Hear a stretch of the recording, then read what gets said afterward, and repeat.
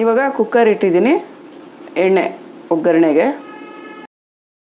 ಎಣ್ಣೆ ಬಿಸಿಯಾಗಿದೆ, ಸಾಸಿವೆ ಹಾಕ್ತಾಯಿದ್ದೀನಿ, ಉದ್ದಿನಬೇಳೆ, ಕಡಲೆಬೇಳೆ, ಕರಿಬೇವು,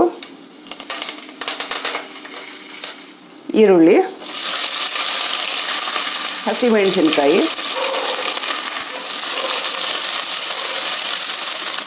ಟೊಮೆಟೊ ಹಾಕ್ತಾಯಿದ್ದೀನಿ, ಬೀನ್ಸ್, ಕ್ಯಾರೆಟ್, ಬಟಾಣಿ. ಕ್ಯಾಪ್ಸಿಕಮ್ಮನ್ನು ಈಗಲೇ ಹಾಕಲ್ಲ, ಕೊನೆಯಲ್ಲಿ ಹಾಕೋದು. ಇದು ಮೀಡಿಯಮ್ಮಾಗಿ ಕಟ್ ಮಾಡಿ ಇಟ್ಕೊಂಡಿದ್ದೀನಿ. ಯಾಕೆ ಅಂದರೆ ಕುಕ್ಕರಲ್ಲಿ ಬೇಯೋದ್ರಿಂದ ತುಂಬ ಸಣ್ಣದಾಗಿ ಕಟ್ ಮಾಡಿಕೊಂಡ್ರೆ ಎಲ್ಲ ಬಾಯಿಗೆ ಸಿಗಲ್ಲ, ಕರ್ಗೋಗ್ಬಿಡುತ್ತೆ. ಸೊ ಮೀಡಿಯಮ್ಮಾಗಿ ಕಟ್ ಮಾಡ್ಕೊಳ್ಳೋದು ಒಳ್ಳೆಯದು. ಕ್ಯಾರೆಟ್ ಎಲ್ಲ ಸುಮಾರು ಈ ಸೈಜು ಕಟ್ ಮಾಡಿ ಇಟ್ಕೊಂಡಿದ್ದೀನಿ. ಇವಾಗ ಒಗ್ಗರಣೆ ಸ್ವಲ್ಪ ಹುರಿದಾಗಿದೆ. ಈ ಸ್ಟೇಜಲ್ಲಿ ಅಕ್ಕಿ ಹಾಕೋಣ.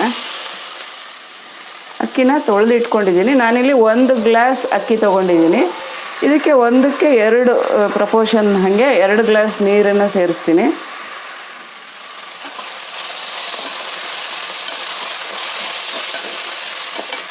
ಈಗ ಅರಿಶಿನ ಪುಡಿ ಸೇರಿಸ್ತಾ ಇದ್ದೀನಿ, 2 ಲೋಟ ನೀರು.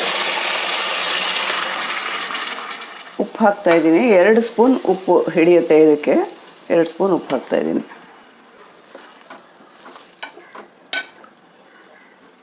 ಇವಾಗ ಕುಕ್ಕರ್ ಲಿಡ್ ಕ್ಲೋಸ್ ಮಾಡಿ ಇದು 2 ವಿಸಲ್ ಕೂಗಿದ್ರೆ ಸಾಕು, ಅನ್ನ ರೆಡಿಯಾಗಿರುತ್ತೆ.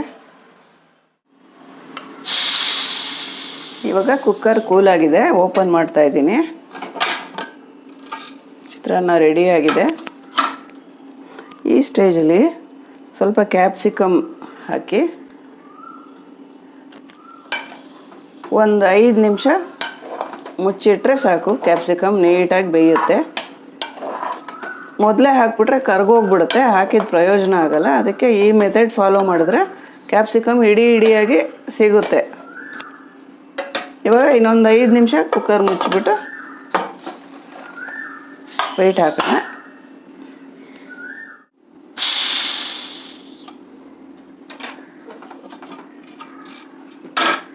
ಈಗ ಕ್ಯಾಪ್ಸಿಕಮ್ ಬೆಂದಿರುತ್ತೆ.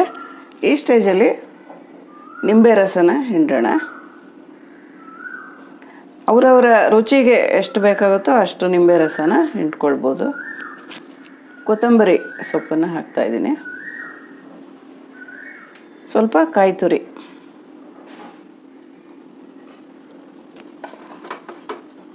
ಇವಾಗ ಹುರಿದಿಟ್ಕೊಂಡಿರೋ ಕಡಲೆಕಾಯಿ ಬೀಜನ ಹಾಕ್ತಾಯಿದ್ದೀನಿ.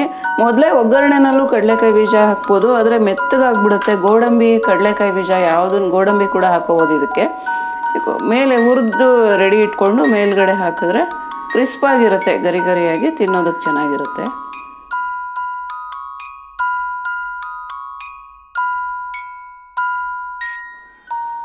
ಈಗ ಅಕ್ಕಿ ನಾನು ಸೋನಾ ಮಸೂರಿ ಅಕ್ಕಿ, ಈ ಬಟ್ಲಲ್ಲಿ 3/4 ಬಟ್ಲಷ್ಟು ಸೋನಾ ಮಸೂರಿ ಅಕ್ಕಿ ತೊಗೊಂಡಿದ್ದೀನಿ. ಅಕ್ಕಿನ ಚೆನ್ನಾಗಿ ತೊಳೆದ್ಬಿಟ್ಟು ನೀರೆಲ್ಲ ಬಗ್ಸಿ ಇಟ್ಕೊಳ್ಳೋಣ. ಮೊದಲಿಗೆ 1-2 ಸಲ ತೊಳೆದ್ರೆ ಒಳ್ಳೆಯದು. ಅಕ್ಕಿ ತೊಳೆದು ಇಟ್ಕೊಂಡಿದ್ದೀನಿ. ಮತ್ತು ಹೆಸರು ಬೇಳೆನ ಸ್ವಲ್ಪ ಹುರ್ಕೊಳ್ಬೇಕು, ಆಮೇಲೆ ಅದನ್ನು ಕೂಡ ತೊಳೆದ್ಬಿಟ್ಟು ಹಾಕ್ಕೊಳ್ಳೋಣ. ಈಗ 1 ಟೇಬಲ್ ಸ್ಪೂನಷ್ಟು ಹೆಸರು ಬೇಳೆ ತೊಗೊಂಡಿದ್ದೀನಿ. ಅದನ್ನು ಫಸ್ಟು ಹುರ್ಕೊಂಡು ಬಿಡೋಣ ಕೆಂಪಗೆ. ಹೆಸರು ಬೇಳೆ ಆಯಿತು, ಈಗ ಹುರಿದಿದ್ದು ತೆಕ್ಕೊಂಬಿಡೋಣ. ಈ ಬಟ್ಲಲ್ಲಿ ತೆಕ್ಕೊಂಡಿದ್ದೀನಿ, ಚೆನ್ನಾಗಿ ಹುರಿದಾಗಿದೆ. ಈಗ ಒಗ್ಗರಣೆ ಮಾಡ್ಕೊಳ್ಳೋಣ. ಎಣ್ಣೆ ಹಾಕ್ತಾಯಿದ್ದೀನಿ. ಎಣ್ಣೆ ಬಿಸಿಯಾಗಿದೆ, ಸಾಸಿವೆ ಹಾಕ್ತಾಯಿದ್ದೀನಿ, ಕರಿಬೇವಿನ ಸೊಪ್ಪು, ಹಸಿಮೆಣಸಿನ್ಕಾಯಿ, ಶುಂಠಿ, ಈರುಳ್ಳಿ ಮತ್ತು ಬೀನ್ಸ್, ಕ್ಯಾರೆಟ್ ಎಲ್ಲನೂ ಹಾಕ್ತಾಯಿದ್ದೀನಿ. ಸ್ವಲ್ಪ ಬಟಾಣಿ ಹಾಕ್ತಾಯಿದ್ದೀನಿ. ಮತ್ತು ಇಲ್ಲಿ ಸ್ವಲ್ಪ ಮೊಳಕೆ ಕಟ್ಟಿದ ಹೆಸರು ಕಾಳು ಸೇರಿಸ್ತಾಯಿದ್ದೀನಿ.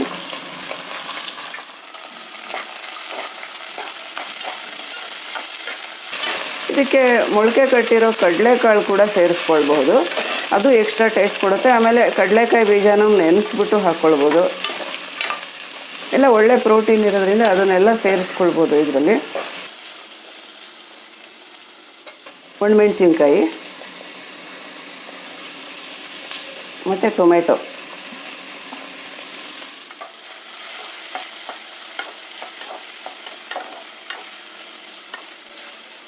ಹುರಿದಿಟ್ಕೊಂಡಿರೋ ಈ ಹೆಸರು ಬೇಳೆನೂ ತೊಳೆದ್ಬಿಟ್ಟು ಇದರಲ್ಲಿ ಸೇರಿಸ್ತಾ ಇದ್ದೀನಿ,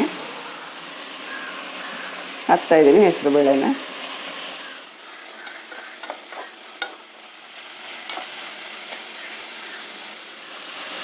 ಈಗ ತೊಳೆದಿಟ್ಕೊಂಡಿರೋ ಅಕ್ಕಿನ ಇದರಲ್ಲಿ ಸೇರಿಸ್ತಾ ಇದ್ದೀನಿ. ಅಕ್ಕಿ ಸೇರಿಸಿದ ಮೇಲೆ ಸ್ವಲ್ಪ ಹುರಿಬೇಕು ಒಗ್ಗರಣೆಯಲ್ಲಿ. ಅನ್ನ ಹುಡಿಯಾಗಿ ಚೆನ್ನಾಗಿ ಬರುತ್ತೆ ಅವಾಗ.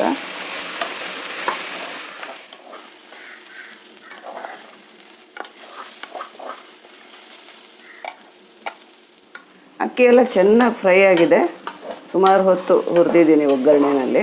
ಈಗ ನೀರು ಹಾಕೋಣ. ಈ ಬಟ್ಲಿನಲ್ಲಿ 3/4 ಬಟ್ಲಷ್ಟು ಅಕ್ಕಿ ತೊಗೊಂಡಿದ್ದೆ. ಸೊ 3/4 ಬಟ್ಲು ನೀರನ್ನು 2 ಸಲ ಹಾಕಬೇಕು. ಒಂದು ಅಕ್ಕಿಗೆ 2 ನೀರು, ಆ ಪ್ರಪೋರ್ಷನಲ್ಲಿ ತೊಗೊಂಡಿದ್ದೀನಿ.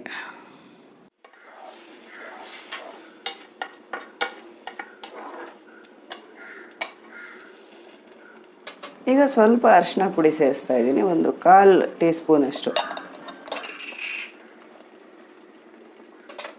ಉಪ್ಪು 2 ಟೀ ಸ್ಪೂನಷ್ಟು ಉಪ್ಪು ಹಾಕ್ತಾಯಿದ್ದೀನಿ.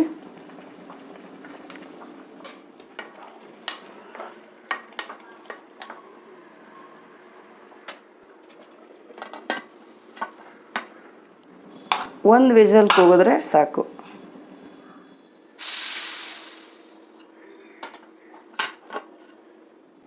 ಅಕ್ಕಿ ಉಸ್ಲಿ ರೆಡಿಯಾಗಿದೆ. ಹುಡಿಯಾಗಿರುತ್ತೆ. ಕಿಚಡಿಗೂ ಇದಕ್ಕೂ ಡಿಫ್ರೆನ್ಸ್ ಅಂದರೆ ಅದೇನೇ, ಇದು ಹುಡಿಯಾಗಿರುತ್ತೆ. ಆಮೇಲೆ ಕಡಿಮೆ ಹೆಸರು ಬೇಳೆ ಹಾಕಿ ಮಾಡುವಂಥದ್ದು. ಈಗ ಕೊತ್ತಂಬರಿ ಸೊಪ್ಪು ಹಾಕೋಣ ಸ್ವಲ್ಪ. ಇದು ಒಂದು ಕಂಪ್ಲೀಟ್ ಮೀಲ್ ಅಂತಲೇ ಹೇಳ್ಬೋದು, ಯಾಕೆಂದರೆ ಇದರಲ್ಲಿ ಬೇಳೆ, ಕಾಳುಗಳು, ಅಕ್ಕಿ ಮತ್ತು ಎಲ್ಲ ಥರದ ತರಕಾರಿಗಳು ಎಲ್ಲ ಇರೋದ್ರಿಂದ ಬೆಳಗಿನ ಗಡಿಬಿಡಿಯಲ್ಲಿ ಲೇಡೀಸ್ಗೆ ಟಿಫನ್ ಬಾಕ್ಸಿಗೆ ಬೇರೆ ಮತ್ತು ತಿಂಡಿಗೆ ಬೇರೆ 2 ಐಟಮ್ ಮಾಡೋ ಬದಲು ಈ ಥರದ್ದು ಒಂದು ಐಟಮ್ ಮಾಡಿದ್ರೆ ತುಂಬ ಚೆನ್ನಾಗಿರುತ್ತೆ, ತಿನ್ನೋಕ್ಕೂ ಚೆನ್ನಾಗಿರುತ್ತೆ, ಮಾಡೋದು ಸುಲಭ.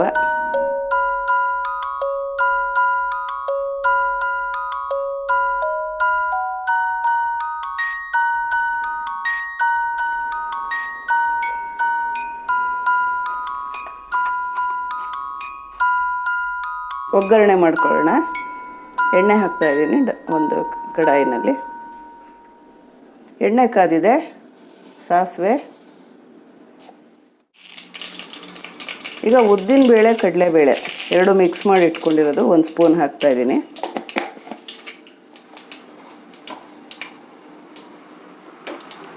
ಈಗ ಈರುಳ್ಳಿ,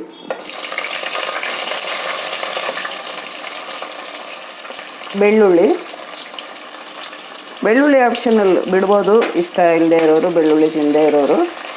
ಮತ್ತು 4 ಒಣಮೆಣಸಿನ್ಕಾಯಿನ ಹಾಗೆ ಇಡೀ ಹಾಕ್ತಾಯಿದ್ದೀನಿ, ಏನು ಮುರಿಯೋದು ಕಟ್ ಮಾಡೋದೇನು ಮಾಡಿಲ್ಲ. ಕರಿಬೇವು,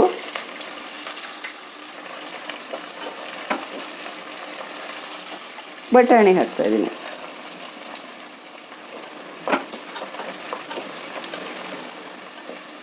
ಈಗ ಹಚ್ಚಿಟ್ಕೊಂಡಿದ್ದ ಸಬ್ಸಿಗೆ ಸೊಪ್ಪು ಸೇರಿಸ್ತಾ ಇದ್ದೀನಿ ಇದರಲ್ಲಿ. ಇದು ಈಗ ಎಣ್ಣೆನಲ್ಲೇ ಫ್ರೈ ಆಗಬೇಕು, ಚೆನ್ನಾಗಿ ಫ್ರೈ ಮಾಡಬೇಕು, ಪೂರ್ತಿ ಮೆತ್ತಗಾಗೋವರೆಗೂ.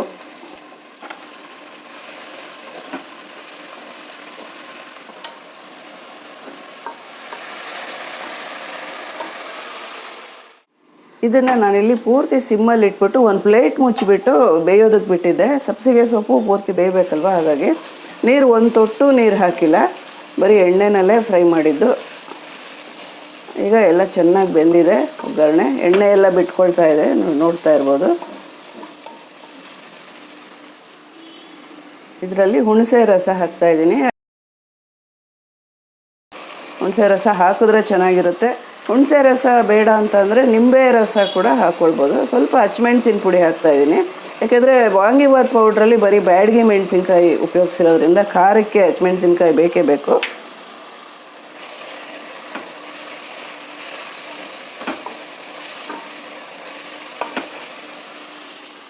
ಈಗ ವಾಂಗಿಬಾತ್ ಪೌಡರ್ ಹಾಕ್ತಾಯಿದ್ದೀನಿ. ನೋಡ್ಕೊಂಡು ಹಾಕೋದು. ಮಸಾಲೆ ಎಲ್ಲ ಎಷ್ಟು ಬೇಕಾಗುತ್ತೆ, ನಮ್ಮ ರುಚಿಗೆ ಎಷ್ಟು ಸರಿ ಹೋಗುತ್ತೆ ನೋಡಿಕೊಂಡು ಹಾಕಿ. ಉಪ್ಪು ಹಾಕ್ತಾಯಿದ್ದೀನಿ. 2 ಸ್ಪೂನ್ ಉಪ್ಪು ಹಾಕಿದ್ದೀನಿ. ಆಮೇಲೆ ಅನ್ನ ಕಲಿಸುವಾಗ ಬೇಕಾದರೆ ಉಪ್ಪು ಮತ್ತೆ ಸೇರಿಸ್ಕೊಳ್ಬೋದು. ಈಗ ಗೊಜ್ಜು ರೆಡಿ ಆಯಿತು.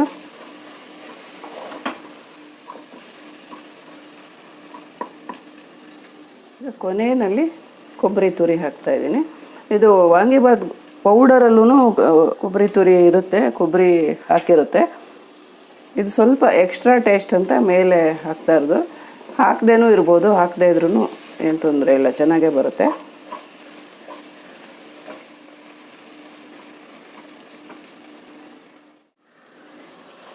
ಈಗ ಈ ಗೊಜ್ಜನ್ನ ಸ್ವಲ್ಪ ತೆಗೆದಿಟ್ಕೊಳ್ತೀನಿ. ನಮಗೆ ಎಷ್ಟು ಆ ಸಮಯಕ್ಕೆ ಬೇಕಾಗುತ್ತೋ ಅಷ್ಟನ್ನು ಮಾತ್ರ ಬಳಸ್ಕೊಂಡು ಅನ್ನ ಕಲಿಸ್ಕೊಳ್ಬೋದು. ಇದು ವಾಂಗಿಬಾತ್ ಗೊಜ್ಜು ಥರನೇ ಫ್ರಿಜ್ಜಲ್ಲಿ ಸ್ಟೋರ್ ಮಾಡ್ಬೋದು. 1 ತಿಂಗಳವರೆಗೂ ಸ್ಟೋರ್ ಮಾಡ್ಬೋದು. ನೀರು ಎಲ್ಲ ಬಳಸಿಲ್ಲದೆ ಇರೋದ್ರಿಂದ 1 ತಿಂಗಳವರೆಗೂ ಸ್ಟೋರ್ ಮಾಡ್ಬೋದು. ಈಗ ಇದಕ್ಕೆ ಅನ್ನ ಹಾಕ್ತಾಯಿದ್ದೀನಿ, ರೆಡಿ ಮಾಡಿಟ್ಕೊಂಡಿರೋ ಅನ್ನ.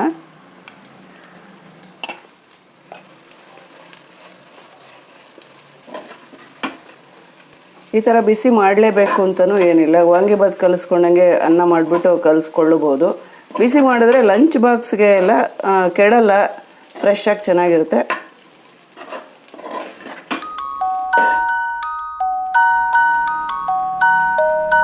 ಈಗ ಸಬ್ಸಿಗೆ ಸೊಪ್ಪಿನ ಬಾತ್ ರೆಡಿ ಆಯಿತು.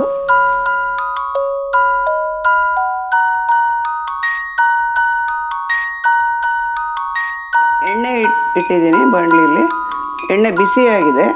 ಇವಾಗ ಇದರಲ್ಲಿ ಕಡಲೆಕಾಳು, ಹೋಲ್ ಕಡಲೆಕಾಳು ಡ್ರೈ ಆಗಿರೋದು, ಇದನ್ನು ಹಾಕ್ತೀನಿ ಕಾದಿರೋ ಎಣ್ಣೆಗೆ.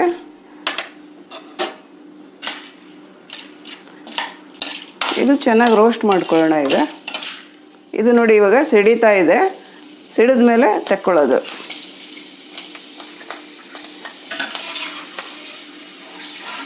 ಈ ಥರ ಆಗಿರುತ್ತೆ.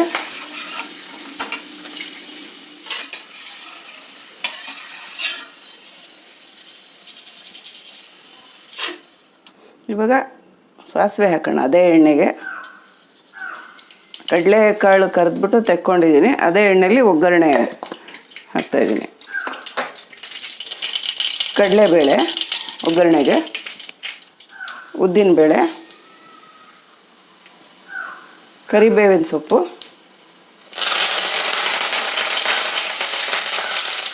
ಒಣಮೆಣಸಿನ್ಕಾಯಿ,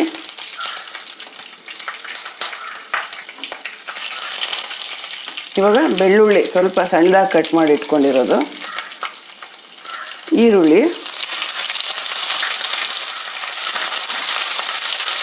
ಬೆಳ್ಳುಳ್ಳಿ ಆಪ್ಷನಲ್, ಬೇಡ ಅಂದವರು ಸ್ಕಿಪ್ ಮಾಡ್ಬೋದು.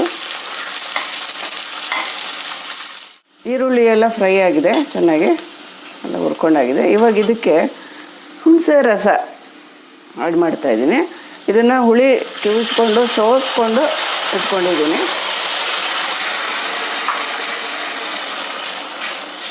ಸೋಸಬೇಕು. ಹುಳಿ ಹುಣಸೆ ಹಣ್ಣಲ್ಲಿ ಕಲ್ಲು ಅದೆಲ್ಲ ಇರೋ ಚಾನ್ಸಸ್ ಇರುತ್ತೆ.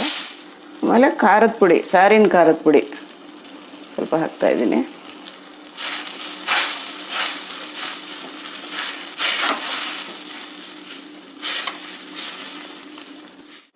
ಇದಕ್ಕಿವಾಗ ಉಪ್ಪು ಒಂದು 3-4 ಸ್ಪೂನ್ ಹಿಡಿಬೋದು ಅನಿಸುತ್ತೆ. ನೋಡಿಕೊಂಡು ಆಮೇಲೆ ಆ್ಯಡ್ ಮಾಡ್ಬೋದು. ಸದ್ಯಕ್ಕೆ ನಾನು 4 ಸ್ಪೂನ್ ಉಪ್ಪು ಹಾಕಿರ್ತೀನಿ. ಆಮೇಲೆ ಕರೆದಿಟ್ಕೊಂಡಿದ್ದು ಕಡಲೆಕಾಳು ಅದನ್ನು ಕೂಡ ಸೇರಿಸೋಣ. ಇದಕ್ಕಿವಾಗ ಬೆಲ್ಲ ಸೇರಿಸ್ತಾ ಇದ್ದೀನಿ. ಒಂದು ನಿಂಬೆ ಹಣ್ಣಿನಷ್ಟು ಗಾತ್ರದಷ್ಟು ಬೆಲ್ಲ. ಈಗ ಚೆನ್ನಾಗಿ ಕುದ್ದು ಇದೆಲ್ಲ ಗಟ್ಟಿ ಆಗಬೇಕು. ನೀರಿನ ಅಂಶ ಎಲ್ಲ ಹಿಂಗೆ ಗಟ್ಟಿ ಆಗಬೇಕು.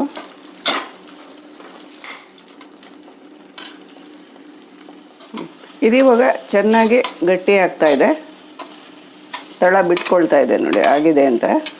ನೀರಿನ ಅಂಶ ಎಲ್ಲ ಹಿಂಗಿದೆ. ಇವಾಗ ಸುತ್ತ ಎಣ್ಣೆ ಬಿಟ್ಕೊಂಡಿದೆ, ನೀವು ನೋಡ್ಬೋದು. ಸೊ ಇದು ಇವಾಗ ಕಂಪ್ಲೀಟ್ ಆಗಿದೆ ಅಂತ. ಇವಾಗ ಇದನ್ನು ಈ ಗೊಜ್ಜನ್ನು ಒಂದು ಬಟ್ಲಲ್ಲಿ ಸ್ವಲ್ಪ ತೆಗೆದಿಟ್ಕೊಳ್ತೀನಿ.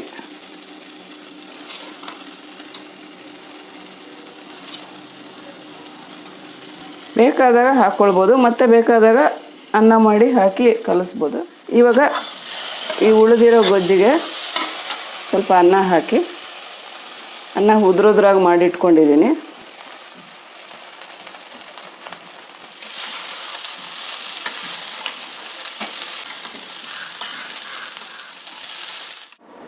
ಇವಾಗ ಇದು ಅನ್ನ ಎಲ್ಲ ಮಿಕ್ಸ್ ಮಾಡಿ ಆಯಿತು. ಇವಾಗ ಇದಕ್ಕೆ ಕಾಯಿ ತುರಿ, ಪುಳಿಯೋಗರೆಗೆ ಒಣ ಕೊಬ್ಬರಿ ತುರಿ ಹಾಕ್ತಾರೆ, ಇದಕ್ಕೆ ಕಾಯಿ ತುರಿ ಹಾಕ್ತಾಯಿದ್ದೀನಿ. ಆಮೇಲೆ ಸ್ವಲ್ಪ ಎಳ್ಳನ್ನು ಹುರಿದು ಪುಡಿ ಮಾಡಿ ಇಟ್ಕೊಂಡಿರೋದು, ಎಳ್ಳು ಪುಡಿ ಸ್ವಲ್ಪ ಚೆನ್ನಾಗಿ ಮಿಕ್ಸ್ ಮಾಡೋಣ. ಇವಾಗ ಇದು ರೆಡಿ ಆಯಿತು. ಸ್ಟವ್ ಆಫ್ ಮಾಡ್ತಾಯಿದ್ದೀನಿ.